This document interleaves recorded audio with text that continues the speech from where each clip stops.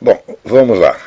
Então, em primeiro lugar, de novo, está havendo aí um esforço para o Congresso legalizar não somente o aborto, mas o aborto e a eutanásia, tudo junto, tá certo?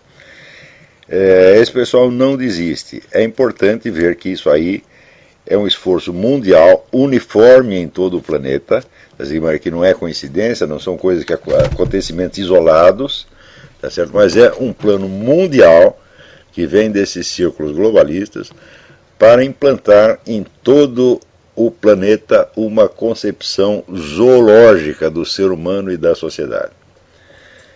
Eu não sei, eu não chego a entender, vamos dizer, o amor que essas pessoas têm por isso, como é importante para eles o aborto, a eutanásia, e logo em seguida vai haver, né,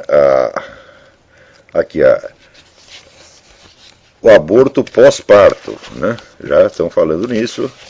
Tem aqui um cidadão, um acadêmico aqui, saiu no Journal of Medical Ethics, veja, isso aí é ética agora, né? Dizendo o seguinte, dizendo que o aborto é igualzinho, não há diferença de você abortar um bebê e você matá-lo depois de nascido. A gente vê isso, a gente pensa que isso é um argumento contra o aborto. Não, é a favor do infanticídio. Ele está dizendo isso para dizer, já que vocês abortam, também pode matar a criança depois que nasceu, né? Eu, por exemplo, eu suponho que o autor disso já tenha nascido. Portanto, se eu chego lá e dou um tiro no desgraçado, não faz diferença nenhuma. Se pode matar um bebê, por que não pode matar um menino um pouco mais crescidinho, né? Um adolescente, um jovem, um homem maduro ou um ancião? O sujeito pode abortar o sujeito, por exemplo, aos 93 anos de idade.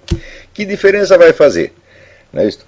Agora, o argumento dos caras é o seguinte, o feto, enquanto está na barriga da mãe, ele ainda não é um ser humano, ele é apenas uma coisa.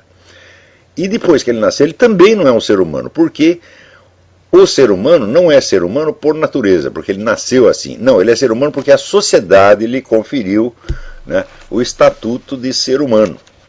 Ou seja, um monte de não seres humanos reunidos confere a humanidade, né, ao recém-nascido. Porque é o tal negócio, se o ser humano não é humano por natureza, quem foi que o tornou humano? Só tem duas explicações. Primeiro, foi Deus, né, como está na Bíblia, que fez o homem de barro e soprou o seu espírito, né? Ou então só pode ter sido os deuses astronautas. Porque o ser humano, um ser que não é humano, tornar-se humano por conta própria, isso é impossível, né? Você pode acreditar na teoria de evolução quanto você queira, mas você pode procurar em Charles Darwin e ver assim, não, os macacos evoluíram porque eles queriam evoluir, foi uma livre decisão, né? Os macacos leram Darwin e decidiram, então, evoluir.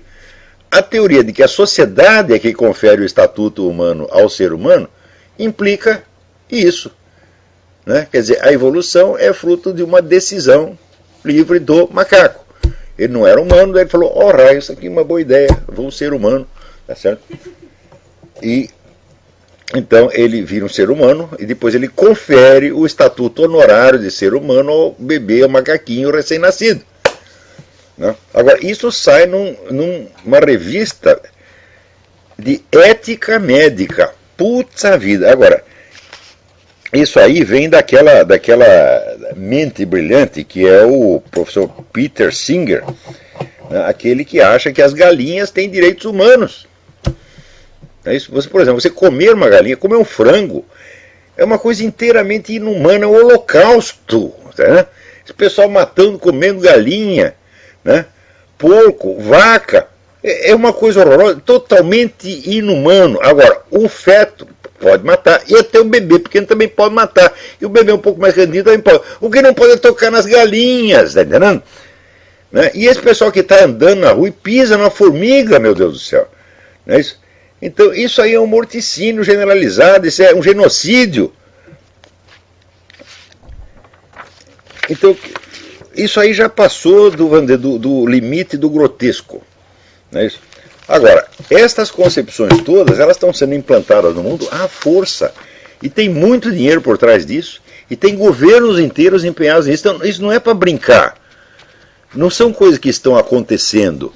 Quem quer que não perceba que esta concepção né, animalesca da civilização foi elaborada ao longo de muitas décadas, tá certo? Isso aí desde o tempo do Cecil Rhodes, o homem que fundou a Rodésia, que era um bilionário que se achava o reformador do mundo, tá certo? Ele juntou lá meia dúzia de intelectuais na Inglaterra para planejar uma nova civilização global. E daí a coisa foi indo, com o tempo eles foram contratando mais intelectuais, né? Gente tipo Peter Singer, né?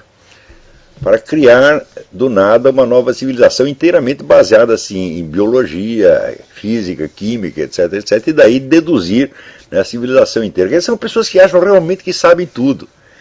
E isso está sendo implantado no mundo sistematicamente. São grandes fundações, são mega empresas multinacionais, são governos, são partidos políticos, são ONGs bilionárias espalhadas por todo quanto é lado. E eles não param, você vê que é o dia inteiro. E é evidente que a destruição completa do cristianismo, a proibição completa do cristianismo está no programa, meu filho. Aquilo que Lenin não conseguiu fazer na Rússia na base da porrada, os caras vão conseguir fazer na base da propaganda. Então, e sobretudo, o truque aí não é fazer propaganda contra o cristianismo em si. Não. É fazer propaganda contra certas condutas que, uma vez proibidas, tornam o cristianismo inviável. Por exemplo, o que fizeram aqui, de você tornar todas as organizações de caridade obrigadas, né, a fornecer camisinhas e financiar programas abortivos. Quer dizer, se você é obrigado por lei a agir contra a sua religião, o que acontece? Aquela religião, por mais que você seja apegado a ela, ela vai perder vitalidade na sua mente. Você vai se esquecer daquilo. Você vai criar uma situação, vamos dizer, de conduta contraditória, de estimulação contraditória. Quer dizer, por um lado você tem a sua fé religiosa, né? A igreja mandando você fazer uma coisa, o governo mandando fazer outra. Então, esse conflito de autoridade vai criar em você aquele negócio que chama estimulação paradoxal. Quer dizer, submetido à estimulação paradoxal, o cérebro cede à pressão e qual é o resultado? O resultado é a credulidade mais abissal que você possa imaginar. Quer dizer, o sujeito começa a acreditar em tudo, fica um bocó de mola, um bobão, e daí tudo que a autoridade disser, você sim senhor, sim senhor, sim senhor. Quer dizer, é a redução da humanidade, a redução sistemática, consciente, deliberada da humanidade a um estado de estupidez subcanina. Galinácea, na verdade. Subgalinácea, porque as galinhas pelo menos têm direitos humanos, e você não vai ter nenhum. Quer dizer, isso não é para brincar. Agora, no meio disso, o pessoal da direita, os ditos conservadores, liberais, etc., etc., ficam com os debates mais estapafúrdios do mundo, discutindo assim, né, temos que inventar uma constituição nova para o Brasil, né, qual seria a sociedade melhor, né, quer dizer, é uma punhetologia política que é um negócio alucinante. Quando, na verdade, só tem que discutir uma coisa: como é que nós vamos tirar esses filhos das putas de cima de nós? Como é que nós vamos quebrar o poder deles? Não é como é que nós vamos conviver direitinho com eles. Não é como é que nós vamos ganhar a próxima eleição. Não. Eu estou dizendo, este movimento todo, ele resulta da implantação mundial da mentalidade revolucionária. Eu vou repetir o que é a mentalidade revolucionária. Revolução significa você ter um projeto de futuro para toda a sociedade a ser implantado mediante a concentração de poder. Então, esta definição se aplica a todas as revoluções que já aconteceram, com exceção da Revolução Americana, que não foi uma revolução nesse sentido, foi apenas uma guerra de independência. Mas isso se aplica à Revolução Francesa, à Revolução Chinesa, à Revolução Espanhola, à Revolução Cubana, foi sempre isso. E nesse sentido, se você entendeu este conceito, que está explicado num monte de artigos que eu publiquei, e mais na transcrição de aula que está lá no Seminário de Filosofia e também no Inter-American Institute, se você entendeu esse conceito, você perceberá claramente que esses projetos globalistas são o maior projeto revolucionário da história humana. Porque é para implantar exatamente isso, quer dizer, uma nova organização da sociedade a ser implantada no futuro, está criando um projeto de futuro a ser implantado através da concentração de poder que já está sendo implantada e exercida. Então, esses banqueiros, esses tecnocratas, essa gente toda, esses são os maiores revolucionários da história humana. Robespierre, perto deles, era um cara modesto, tá certo? Lenin era apenas um aprendiz. Você lê lá no livro do Carroll Quigley, Tragedy and Hope, que é um sujeito favorável a esse projeto, ele não fala contra o projeto, né? Mas, quando você vai ver, fala, os caras querem, no mínimo, mandarem tudo, planejar tudo, tá certo? E criar uma sociedade no qual tudo esteja regulamentado até a conduta pessoal. Vocês viram, esta mesma turma promoveu na França a promulgação de uma lei que pune você por declarações feitas em privado. Por exemplo, você faz uma declaração anti-gay, né? Você diz assim, olha, o homossexualismo é pecado, você sussurra isso no ouvido da sua mulher, né?